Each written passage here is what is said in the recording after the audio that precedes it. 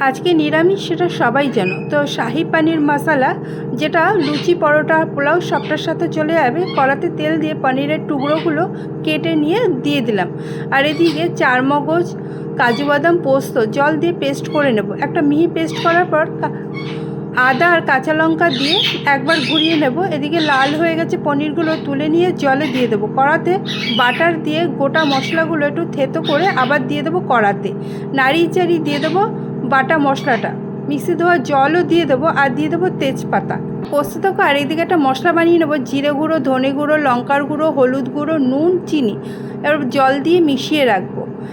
এবার মশলাটা কষে এলে দিয়ে দেবো দই দই দিয়ে একদম মশলা দিয়ে তেল ছেড়ে গেলে দিয়ে দেবো পরিমাণ মতো দুধটা ফুটে গেলে পরে গোটা মশলাটা যাতে মুখে না পড়ে তাই একটা ছাঁকনি দিয়ে ছেঁকে নিলাম। এবার কড়াতে বাটার দিয়ে মিক্স করা মশলাটা দিয়ে দেবো। এবার ভালো করে কষিয়ে নেব যতক্ষণ না তেল ছাড়ে। তেল ছেড়ে গেলে দিয়ে দেবো আগে থেকে কষানো মশলাটা দিয়ে এবার এটাকে ঢাকা দিয়ে দিলাম। এবার মশলাটা ফুটে গেলে পনির গুঁড়ো দিয়ে দেবো। এবার নাড়িয়ে চাড়িয়ে দিয়ে দেবো ঢাকা, আর উপর দিয়ে দেবো কসুরি মেথি দিয়ে নাড়িয়ে চাড়িয়ে আবার ঢাকা দিয়ে দিলাম।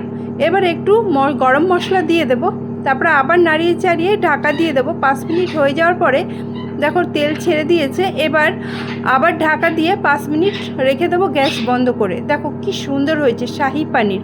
উপর দিয়ে কসুরি মেথি আর বাটার দিয়ে পরিবেশন করো। পোলাওয়ের সাথে দুধ